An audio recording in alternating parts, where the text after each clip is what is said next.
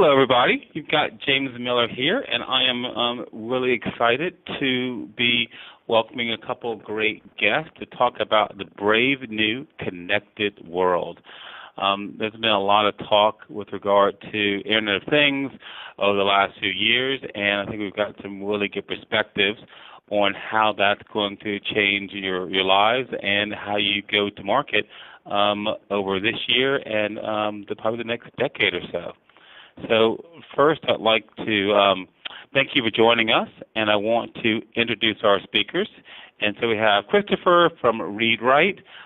He's the editor-in-chief and has a very interesting perspective on moving from B2B to B2C to B2E. And so I think we'll learn about that today, and I'm excited to hear his perspective on that.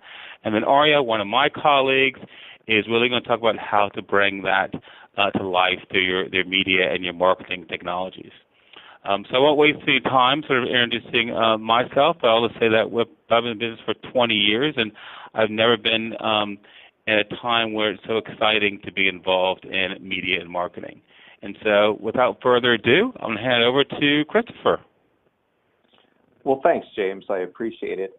As you mentioned, I am the editor-in-chief of ReadWrite. And ReadWrite is the leading media platform for IoT in the connected world. And we've gone through a transition over the last 90 days to really focus our editorial and our audience on IoT in the connected world. And the reason we did that is everyone can agree we are at the early days of IoT in the connected world. And yet today, business leaders and technologists and CIOs and poor guys down in your IT department, they're being asked to make multi-year, multi-million-dollar bets on this world of IoT in the connected world. And it's a very difficult thing to do. I had someone last week say that IoT in the connected world right now, it's like being handed a jigsaw puzzle box without the cover art on it. You know that somehow these things fit together, but you're not quite sure how. And what is really underpinning this confusion and the opportunity for PR people and ad agency people and content folks is to change the conversation to support these people as they try and drive to an informed decision about IoT in the connected world. And what really is happening, not just in technology, and we're all used to marketing and technology, but in traditional industries that have not had a big technology component are now finding the waves of IoT washing upon their business, and this is causing a lot of confusion. I was at the Samsung Developers Conference last week, and there was a company there. They've made custom installer products for homes for 30 years, light switches and light racks and thermostats. And the vice president of marketing said to me, I feel like I went to bed one night and I was a product. And I woke up the next morning and I was a platform. And I don't know what that means. And these people are asking for help. Now, one of the things that we've done at ReadWrite, since we have over 5 million people we talk to every week in IoT in the connected world, is we asked them. We did a reader survey that just ended last month. And we asked them, how many of you are planning to start an IoT project? And not surprisingly, over 60% of our audience is planning to start an IoT project in the next 6 months. That's great news. But we wanted a little bit more clarity on what that meant. So we dove deeper into that information. We asked people again, so if you're starting an IoT project, why? Is it big data? Is it analytics? Is it connecting to partners to create more revenue opportunities for your company? And surprisingly, it was none of the above. We found that the biggest response was 42% of our audience that are planning to start an IoT project are starting an IoT project to figure out IoT. And it's a great place for us as marketers, as PR professionals, as advertising folks, and as content providers. It's a great time for us to provide the content, the stories, and the narratives, and the communities that can start to help these people who are faced with this. The problem, and the reason that we are doing this webinar today, is that the world that we're used to as marketers doesn't really make sense anymore. And I come out of a direct marketing world. And in my world, you're sort of one of two things. You are either B2B or you're B2C. And the problem with IoT, the connected world, is they have blurred the lines between those two worlds.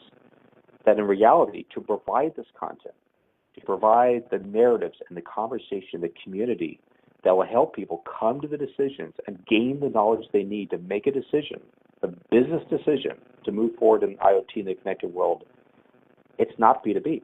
It's not B2C. It's actually a combination of both. And what we're talking about today is something that we call business to ecosystem, BDE. So what does that mean? What is BDE? Well, it's a realization that, like our poor friend at Samsung Developers Conference, we're not in a world of products anymore. We're in a world of platforms. And what that means is you have to touch not just people at different points in the sales cycle, but you actually have to touch 4 completely different groups in your marketing, in your content, and how you talk to the world around you. And that means you have to simultaneously support your products, your technology, your developers, your customers. You have to support all of these simultaneously in the market in order to create a thriving and sustainable ecosystem. And if you cannot create an ecosystem, you will perish in the world of IoT. And so the great thing about IoT is everything is going to be connected to you. The downside to IoT is everything is going to be connected to you. Unless you can talk to these 4 worlds simultaneously with your marketing, with your PR, and with your content strategies, you're not going to be able to engage in the conversations that people need to have to make business decisions. And those are conversations around data and security and privacy and how everything is impacting everything, and you have to be aware of that in today's world. So what we're going to talk about more, we're going to get into, is not just this new world of business to ecosystem, but how do you do that? How do you implement that both to the outside world, but also internally within your own business lines? There's people now that are making business decisions in your company that affect marketing that are not in marketing. How we look at marketing in the outside world has to change internally as well as externally. And done correctly, what this means is you as an organization living in the world of ecosystems can tell a far more precise story because you're touching all of these. You have to be able to walk people in the traditional B2B world. You be able to talk about your technology. And you be able to talk about your technology in an unbiased way that will convince people to build communities around your technology. And from those, you can create developers. And developers can talk to your API, and then fabulous, you have a support and a community and a bunch of enthusiasm around your product. But it's also the B2C world, right? You have to turn around and send this out into the channel, which means you create an ecosystem out there. I'm sitting right now talking to you from the floor of IoT world, and it is about GE working with Hitachi, working with Panasonic. And if you cannot find those partners, you get cut out of the channels. And if you get cut out of the channels, you can't talk to the consumer. So if you look at this entire thing, it's B2B plus B2C equals BDE. Done correctly. What that allows you to do is make your marketing more effective, more precise, and more pulled together.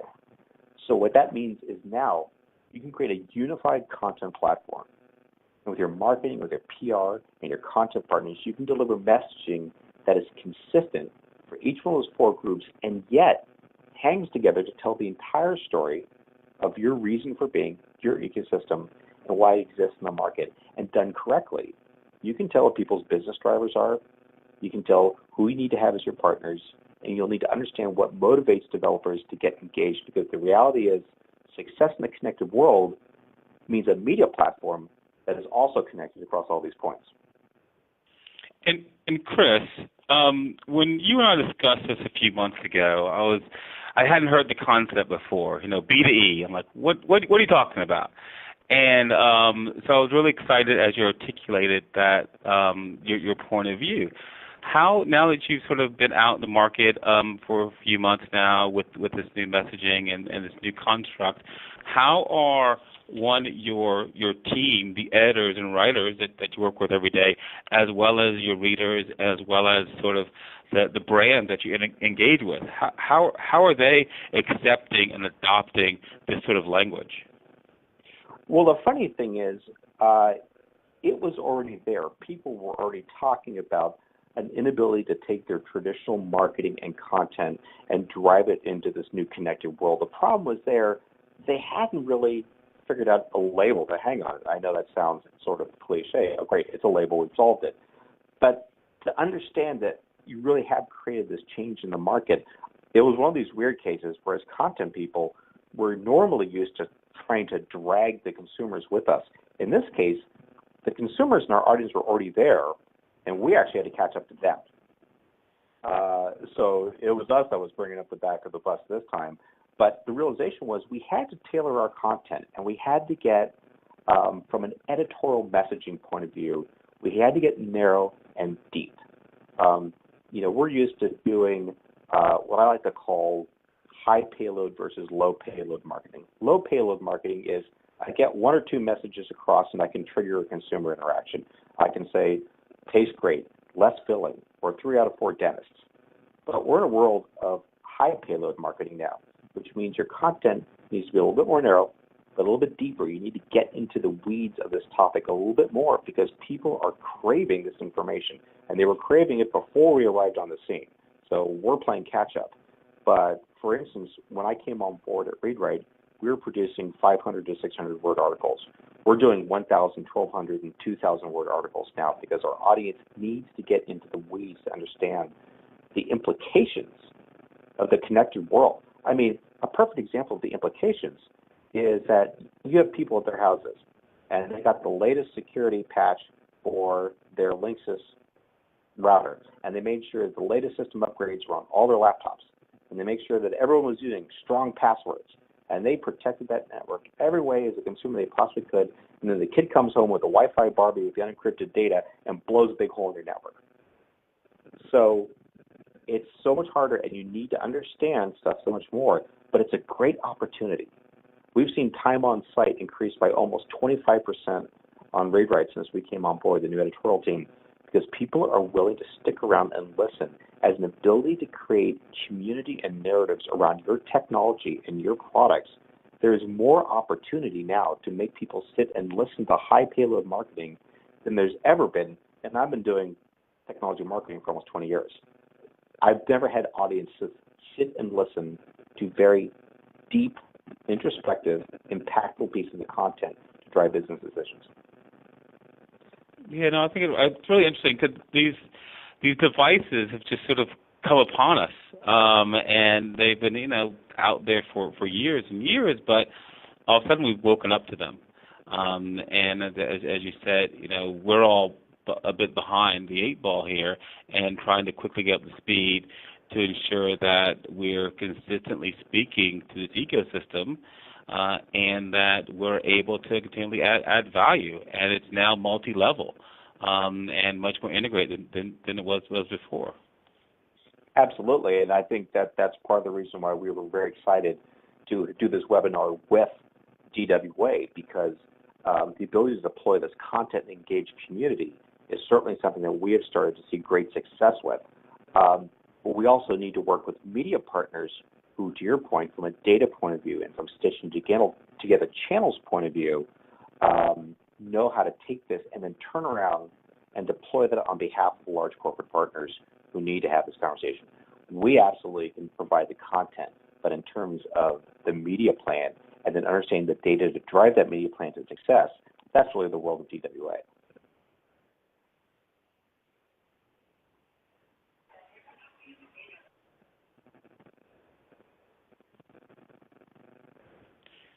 Yeah, and I think that's a great point. And as we sort of kind of move on to Ari, I'll hand the ball over to you. I'd love to introduce yourself, give people some of your background, and then sort of tell us what it means when we're dealing with your go-to-market strategy, the marketing technology, the media that you have to engage audiences with. Sure thing, James. Thanks. And appreciate the handover. One thing I'd like to just touch on, just the title, Head of Intent, and I think the word intent has kind of popped up into our lexicon only recently, with the likes of Google using it, whereas 6 months to 9 months ago it was a question mark of what is this intent thing. And at the end of the day, we're really just trying to understand why people do things. What is powering those decisions that they make, and the Internet of Things is really just expanding those engagement points that we can actually measure and measure down to the individual level. And so from a practical application perspective, I think we need to be thinking about, okay, there's a whole bunch of new data that's going to come on board. We look at this scene and, the London Tube. If you really think about it, you've got ATM machines there, you've got people going up and down, moving from place to place, you've got multiple retail facilities there. And if you just put in Wi-Fi, iBeacons, other implementation to actually track individuals, you've got thousands and thousands of data points being generated in that space, not to mention how many people, today in that scene would be wearing a wearable, a fitness wearable, or some kind of a smartwatch. So, there's all this new data being collected, and I think what we need to think about from a marketing perspective is what is not just the big data, but what is the smart data? What do we need to be thinking about, and when is it going to be applicable? I'd like to walk through a scenario here. We started off talking a little bit about the connected home, and typically in the connected home, what we're looking at is sort of these items on the left side: security, climate, lighting, blinds, audiovisual appliances, doors, and windows. And once you have the connected home connected together, you're going to be collecting this data over time, which begins telling you a story about the individuals that are in that home. Now, when you add in the frequency and velocity that different forms of transportation provide, plus whether it's Bluetooth through beacons or Wi-Fi, suddenly you've got a whole, just literally millions of new data points coming in that can tell you a story. And how do we then use that? How do we take advantage of that? And that's where we really have to think about today, what are the core things we need to have, in hand to make that work? And that, kind of points a finger back at ad tech and, the technology available. We discussed a bit yesterday on this, but, when you're looking at the basics, you need to be able to measure what's happening and in what sequence. And that would be through, some means of attribution. And that's taking in, not into account individual channels, but that omni-channel engagement. And, it starts with mobile, laptop, and tablet, but then it extends beyond. It goes into, what are these other data points that are coming in? Digital out of home. Being either interactive or with beacons in it. You've got shopping malls down in Australia that have beacons deployed, so they're actually able to tell where people are moving and spending what time in front of what shopping malls and what stores.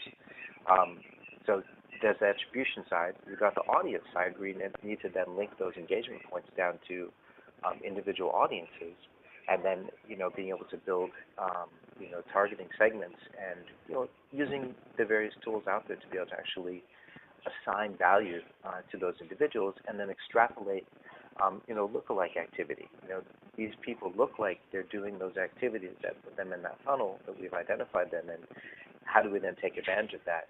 And you need some form of business intelligence to be able to actually see it, act on it, and do something with it. And so that core technology exists. You've got stacks like Adobe and Google that are trying to offer all of it under one roof. The reality is that nothing is yet working perfectly together. And so what we're trying to look at, from DWA's perspective is we've got a whole big picture and this perfect sort of candy land of, roll the dice and things work perfectly, but actually we need to go for the lowest hanging fruit and make sure that, our clients and everyone have the basics covered before worrying about the big end of IoT. Yeah, of course. And I guess let me take a step back for a second. So we're all on the same page. Can you explain what a beacon is? Sure.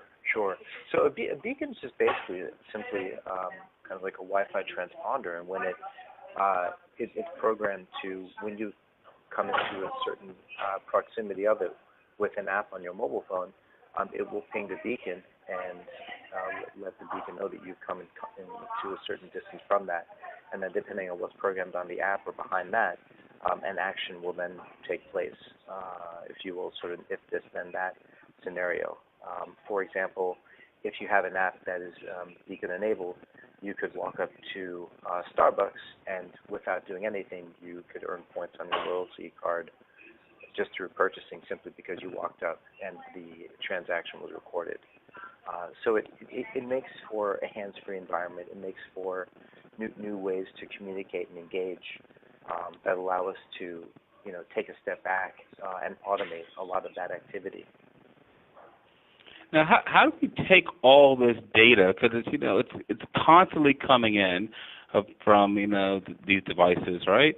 And not end up with just a lot more silos. So we've got your email silo, you've got your ad serving silo, you've got your content silo, your website silo. Now we're going to have more silos with device data. How do we solve for that? How do we help marketers make sense of all this? Yeah, and that's where I think what some people are coining the smart data. We really need to take a step back and begin asking a question, saying, well, of everything that we're looking at, what is going to allow us to actually make sense out of an engagement? What is valuable, or what is relevant, and what can we just ignore or throw away, or put aside and say, you know what, let's put that as a second or third priority, and let's really just look at the key pieces. And I think it really needs to start with the key, conversion areas that we're at. And, it's not just about the CPA, which we really stare at from a B2B perspective. It's really about, what is converting at that stage of the funnel, and what are we measuring that leads to success? And if that's getting into the store, measuring that someone went from that first point of engagement with the brand all the way through past purchase and became an advocate of the brand, it's being able to surface all the data that's going to be relevant into a single holistic view, and then be able to then pinpoint and say, okay, let's run some regressions on this. Let's create some algorithms that are going to allow us to actually create some targeting that really is bespoke to the audiences and what they're doing. And that's really where the ad tech comes in. You've got to have proper attribution, and it's that basic question: first click, last click. No, that's not the question to ask. It's what are people doing, and how do we track it? And in addition, Arya, you've got to go further upstream now as we start involving partners and developers as well. So that's now something that marketers need to consider as well as they start looking at how this data fits together. Is they're getting further and further upstream from an actual intent, if you will, as this ecosystem gets bigger, correct? Totally. Absolutely. Maybe what would be good is I can go ahead to the next slide and give an example of sort of a future that's just around the corner, so we can kind of look back on today and say, to get to that point, what do we need to be thinking about? Because I think it really comes back to the age-old idea of, asking the right question. So what we've got here is technology. All of this exists today. In the upper right-hand corner, you've got a Fitbit Blaze. You've got the Amazon Dash, which uses voice recognition and can auto-order grocery products from Amazon delivered to you on the same day or the next day. Samsung Smart Refrigerator. It's got a camera pointing inside, can count what you have in the fridge, how much is left, and when you need to order. And then the Moli robotic kitchen, which can cook thousands of recipes which are downloaded from famous chefs. It can completely mimic their moves, so you get chef quality, 5-star meals coming out of your kitchen. So you're at the gym, you go to your exercise, your Fitbit Blaze counts how many calories you've burned. Based on the exercise, you've already programmed that you want this kind of a diet with this many calories per day. your Amazon orders what's missing from the fridge, and by the time you get home, your robotic kitchen has cooked it, and you're ready to eat.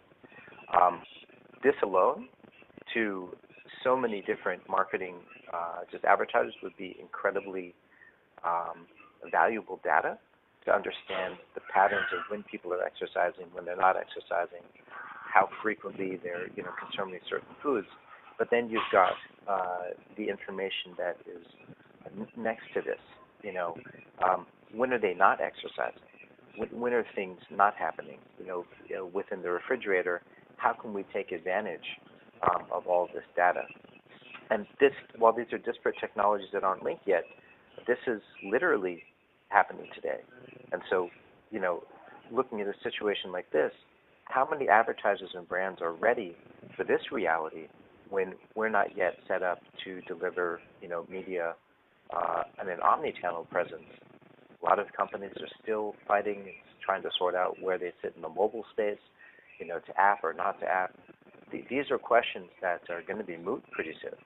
And I think where we need to help the advertisers and everybody along is, what is that unified way of approaching this, which is, was Chris was saying before, the BDE perspective, where you're looking at an ecosystem, where you're not just looking at, the consumer side or the business side. And this is a great slide area, because if you look at this, these would be, in a large consumer electronics company, considered completely different product lines. But from a user experience point of view, the end consumer who's experiencing this, it's actually a unified experience in their life.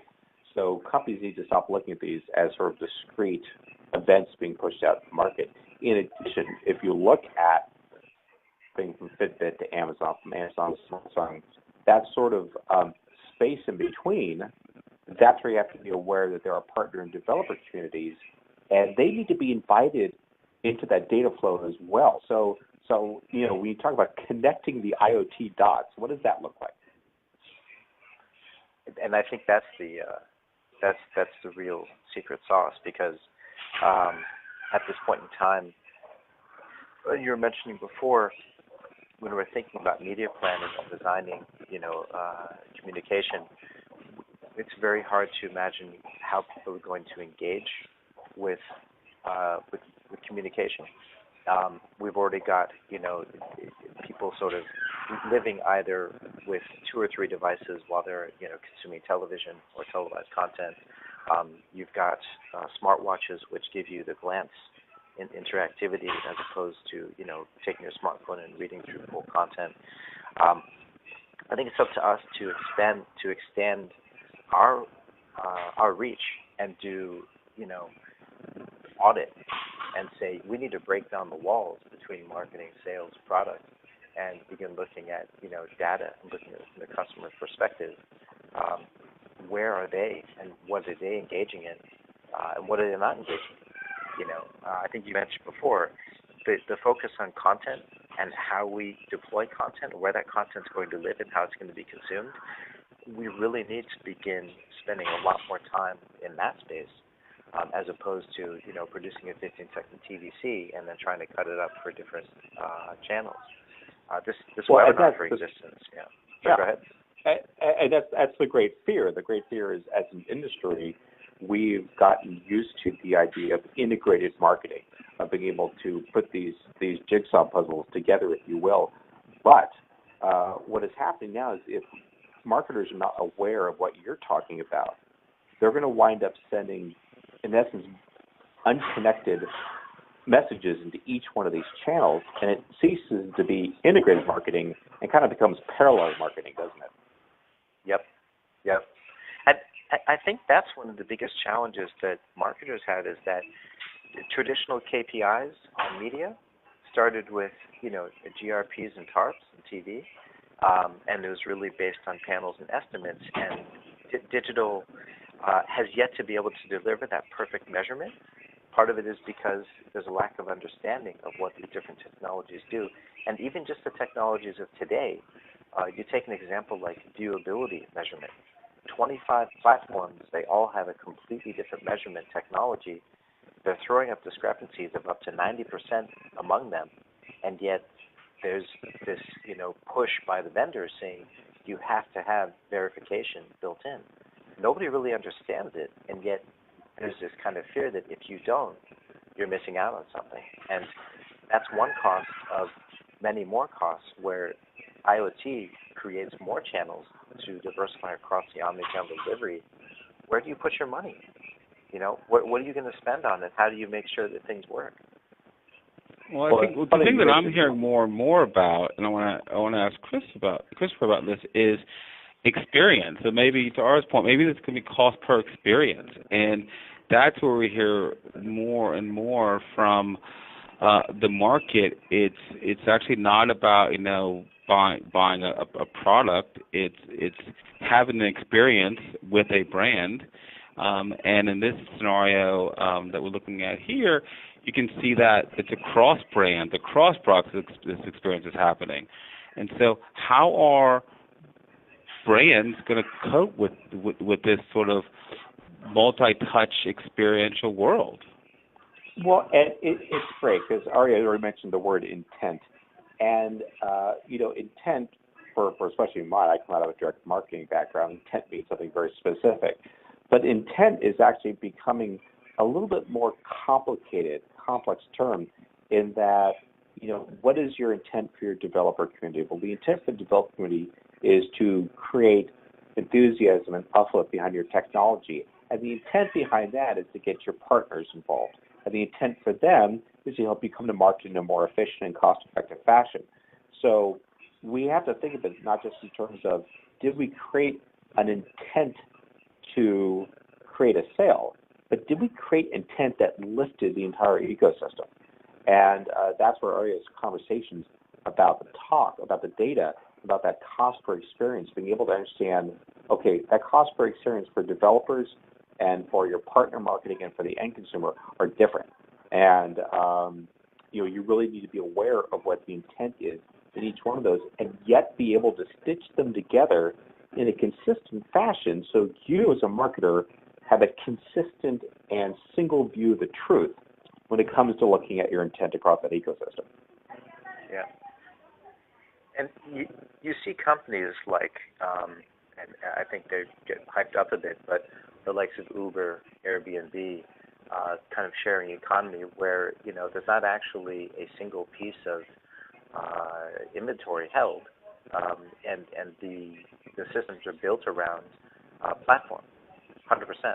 It's not about, the logistics of delivery. It's about being able to measure and really dig deep into the data and say, okay, how can I measure performance and where can I tweak it? And I think we need to get to the point where, as marketers, we're looking at not channels, but that experience and what is building that experience and what is actually going to be adding on to that pile so that it pushes them over the line to purchase. And then understanding, okay, this individual did this. Can we then begin to extrapolate what are the key big pushes and channel agnostic that got them over the line at those points in time when the decision was being made? Right, and there are so many channels now, and I think you had that in your next slide. How many different places you can now be telling that story? Yeah, yep. And this is, it is an example, and this is sort of, if you were to say where to start, we've got the 3 screens, but internet radio, great place. You can measure engagement with ads. You've got OTT, over the top, Netflix. Over in Australia, we've got about 4 or 5 competing platforms. You've got Hulu, etc. You've got the likes of digital out of home, which, is, first and foremost a measurement device, but also, delivering tailored delivery to individuals. And then watches and wearables. And the mix and match of all of these things allows for both tracking and then delivery of content. I'll give you a live example. Right now in the U.S., you've got a new sort of radio company that's coming out that Spotify's invested in that's looking to challenge the elevator music business. And so I walk in with my Spotify app playing, or my Spotify app just on my phone, I enter an elevator, I can receive a targeted message over the radio in the elevator. And I can also just simply measure whether or not people are coming and going in elevators. And so the precision of just measurement of people's movement and activity and what they're doing and how they're doing it, it just adds that much more to the story. Back to your point before, it's kind of like you're trying to filling in those gaps and those blanks where we just don't know where people are. And it just gives us that much more opportunity to be, more precise and give people the kind of communication that they want. Really sounds like a brave new connected world to me.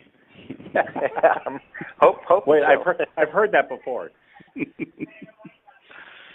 And so I think this is a great dialogue, and questions are coming in, so ask them as they come in. But we move to the next slide. I mean, I guess the question is, how do we get started? I mean, that's if I go back one here. Yeah, I mean, how do we get this thing going? There are a lot of people sort of asking that question. What's next? As Christopher said earlier, they've got this big jigsaw puzzle, but with no image to know what they're building. How do they get started? Christopher, what do you think? Well, I think to go forward, you first have to go back a little bit. And I think, the one conversation we're hearing consistently from these companies that have, went to bed a product and woke up as a platform, is they don't understand sort of where's the shallow end of the pool. Okay, so if 60% of our audience is planning to start an IoT project and 42% of them are doing it to figure out IoT, where's a cost-effective place to sort of look at your media plan, look at how you talk to the outside world, understand the intent into your ecosystem, and then also understand what the drivers are within your own company. So, for instance, there's people in your technology groups now, large companies, who are making technology decisions today that 18 months from now are going to be affecting marketing. The marketing's not going to find out about that until another 18 months. That's a bad place to be in a connected world. So one of the things that we're working with a lot of Fortune 500 companies doing right now is helping these companies that have been in a product world move to a platform world. And the shallow end of the pool is, how does your technology talk to the outside world? Are you a big stack that talks to platforms? Are you going to crack open a bunch of APIs and reveal those to developers? And if you're going to do that, how are you going to build your developer community? What resources are you going to give them? What are the implications of having, in essence, an open source group of developers writing to your stack? And here's the thing for companies to understand, is this can be an exercise, a completely internal exercise. You can build this whole program and never actually release it to a developer community. But going through the rigor of understanding how all these pieces of the ecosystem fit together within your own company will allow you to be informed and make better decisions on how you communicate that outside. And so, we joke about the fake developer program, and it's really just an exercise internally to understand, if I'm going to be in a connected world, what does that mean? What are the implications? And how can I roll in these parts of my company and get them invested in marketing who haven't been so before? And that's sort of a shallow end of the pool where people can start understanding, if I'm becoming an ecosystem, what are those moving pieces within my own company? Because if you understand that within your own company, you're never going to have a chance to connect the outside world. Yeah, no, I think that's really, really good point, and sort of brings it home. So we've got a few questions I want to sort of get out there and get the reaction to. So, sorry, one question that's come in is really from an advertiser point of view. So, what should advertisers do right now to prepare for the sort of coming wave of IoT solutions? Yeah, I really think the first thing we need to do is look in the mirror. Chris kind of alluded to it in the last one, but if anyone has seen the latest Rocky movie, Creed, Creed is sitting there looking in the mirror, and Rocky says, "Your biggest opponent is right there looking back at you." And I think the advertisers really need to ask the hard question and say, are we allowing ourselves to internally see everything that's happening across and among the departments that are touching consumer engagement? Is it possible that we're missing internal signals that are right there under our noses that we're not allowing to see, and really sort of identify where those gaps are, and then begin filling those in. And, some of it will take either, investment in technology internally, working with agencies like DWA to say, well, how do we begin plugging those gaps, and opening up, sort of taking the Band-Aids off the wounds and sort of letting everything out into the open. Mm-hmm. And then, once you're there, it's kind of going out and beginning and testing and, allowing or knowing that, Chris said earlier, people just want to put 60% want to go into IoT because they just want to try it. And, before going into the Internet of Things, let's go into the Internet of today and really ask the question, are the guys that are doing the engagement out in our social media owned platforms, are we having the same conversations we are in our direct marketing or in our display media or in our offline media? And how do we measure that before getting into talking about wearables and talking about beacons and, other data points that are around the corner? Yeah, well, that's great. And I want to wrap it up on that last question and really just want to thank both you guys. Really insightful information. The slides will be available after the recording in a few minutes. So you can download the slides. Also download the audience survey that Christopher mentioned.